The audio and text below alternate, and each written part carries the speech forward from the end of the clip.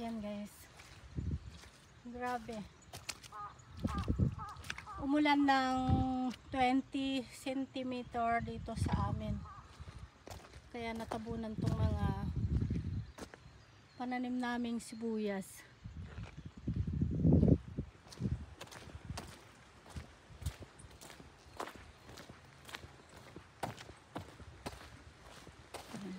Ay, nalubo. So dito naman yung ibang sibuyas namin.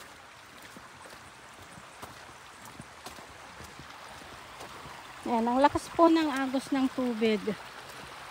So natutunaw na yung mga snow sa bundok.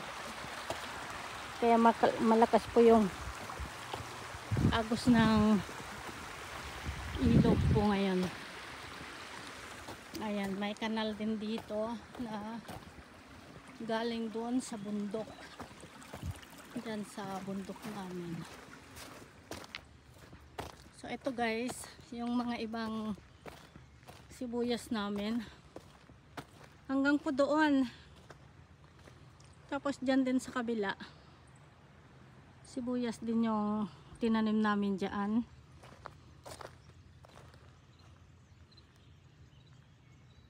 Ayan. Hello guys, good morning. So, eto na po yung sibuyas namin na natabunan ng snow kahapon. So natunaw na. Kahapon hindi to kita. Hindi kita tong mga dahon ng sibuyas. So umulan po kahapon ng 20 cm.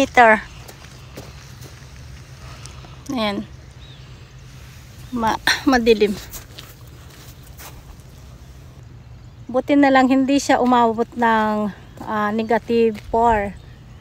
So hanggang negative 2 lang kami. Kaya makaka-recover tong sibuyas namin. Ayan.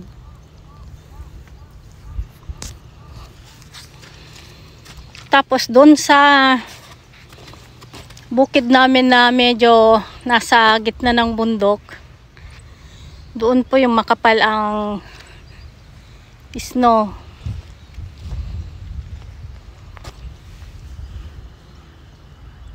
So halos yearly din na ganito.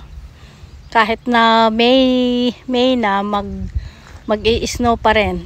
Kaya yung ibang pananim namin, lalo na sa sugar beet, hindi kami basta-basta maagang nagtatanim ng sugar beet. Sensitive po yun sa malamig. Buti na lang hindi pa tumubo yung mga pananim naming iba. Yan po ang hirap dito sa Hokkaido. Yan.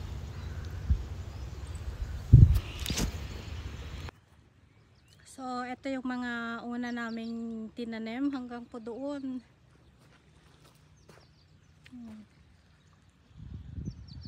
Hanggang dyan. Tapos dito din sa kabila. Mga sibuyas po yan lahat. Ayan ang snow. Mga sibuyas namin na natabunan ng snow kahapon. Hindi kita tong dahon ng sibuyas. As in natabunan talaga. So dito lang sa tabi ng bahay.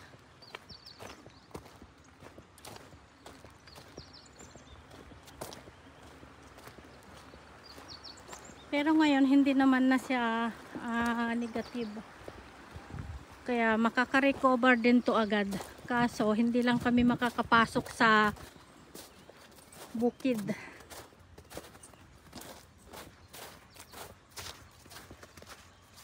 Ayan. So dito yung iba.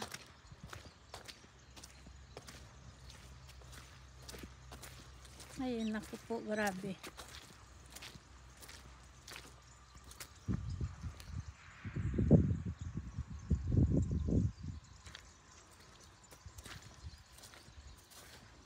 And mabilis silang matunaw to, lalo na maaraw po ngayon. Kaya mamayang hapon matutunaw na to.